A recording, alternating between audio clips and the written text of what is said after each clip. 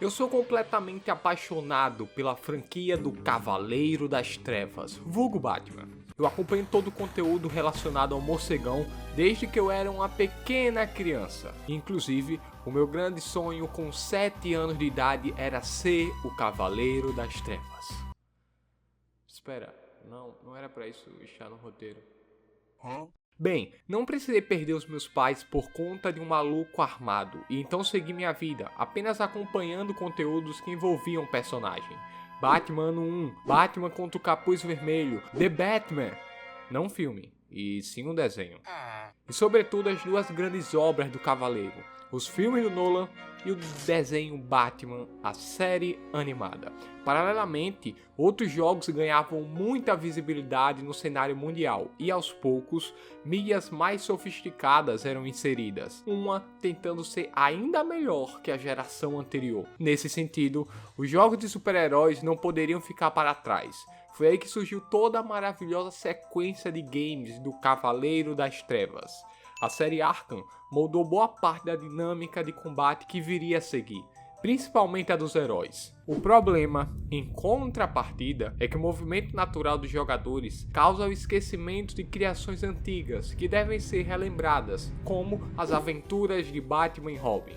Há vários pontos que merecem ser detalhados com calma. A estética desse jogo é perfeita se levarmos em conta o desenho inspirado, além das incríveis semelhanças dos personagens com a obra original. A trilha sonora acompanha o grandioso universo do personagem no desenho. Há também músicas originais e algumas inspiradas nos mais lendários sons do morcegão. Ademais, se destaca a interação do game para criar as dinâmicas e dificuldades enfrentadas. Personagens surgindo de trás do vídeo na cafeteria, a fase do Coringa, onde passa por diversos perigos e armadilhas interessantes para a época em que foi lançado, e principalmente o enfrentamento com o palhaço do crime, usando diferentes perspectivas. Isso é algo bem valioso, sem contar os outros estágios. Por exemplo, em determinada perseguição ao Duas Caras, o Batman segue o vilão com seu Batmóvel e você é responsável por controlá-lo.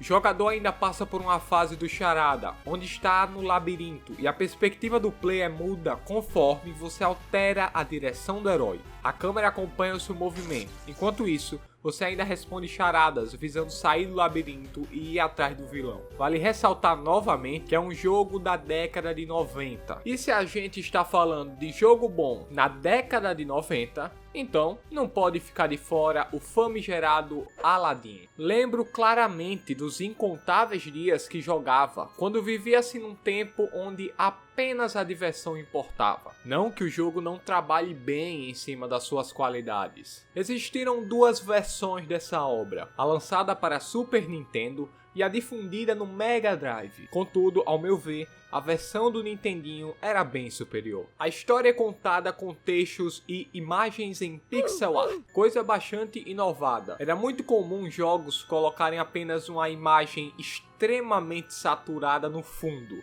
enquanto aparece um texto seco dizendo o que está se passando na trama. A forma como pode interagir com os inimigos chama bastante atenção. Aqui há liberdade de vencê-los de inúmeras formas, até mesmo jogando maçãs. O efeito Parallax cria cenários lindíssimos em cada fase. Esse efeito é que, enquanto anda no primeiro plano, você consegue observar os outros planos se movendo em velocidades diferentes, criando um efeito de dimensão e perspectiva bem legal. Eu me lembro até hoje quando se baixava uma ISO que vinha bugada, e o chefão não parava de atacar sob hipótese alguma. Por conseguinte, você não conseguia derrotá-lo.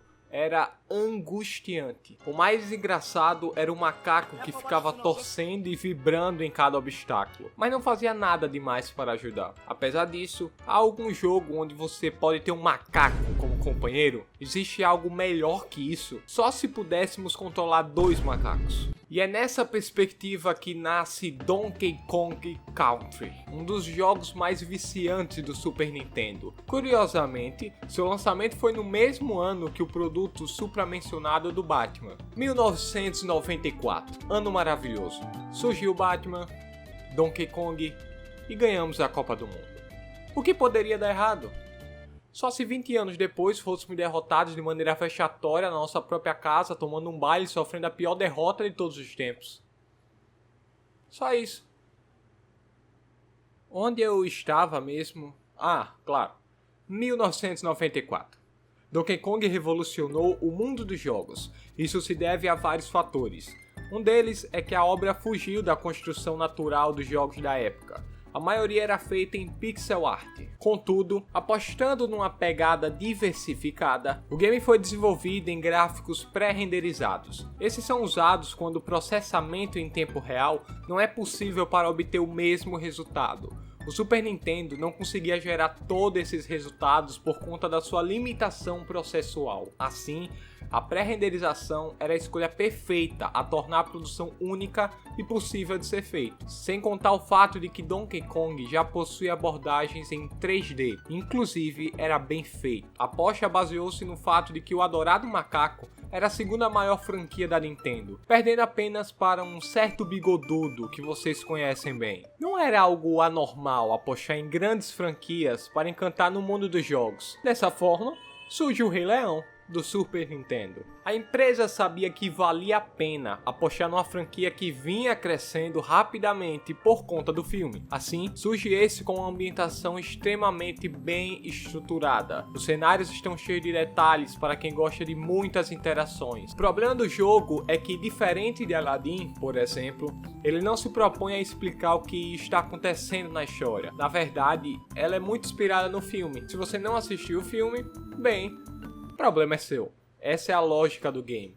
Mas não olhe como algo necessariamente ruim. A jornada é encantadora e temos até a dinâmica de fugir dos adversários em outra perspectiva de plano de fundo. Isso é muito interessante. Conforme vai passando o tempo, o Simba vai amadurecendo e crescendo. É notável na própria aparência do personagem durante a história do jogo. É claro que muitos jogos da atualidade são incrivelmente bons. Isso não é algo a ser questionado. A questão é quando inúmeras obras antigas são ofuscadas por conta do tempo mesmo. Não se trata de encarar o antigo como algo melhor e cair automaticamente naquele saudosismo exacerbado. Trata-se de olhar para trás com orgulho de muitas coisas brilhantes que já se passaram. Você não precisa descartar a série Arkham para poder jogar um pouco das aventuras de Batman e Robin. Igualmente, não é necessário desfazer-se de qualquer jogo de plataforma atual para poder aderir aos antepassados. A liberdade de escolhê-los é sua, mero player, desde que você tenha dinheiro. Claro. O ponto final está no fato que você pode conhecer as maravilhas das obras antigas, mesmo que prefira, com bons motivos, as atuais.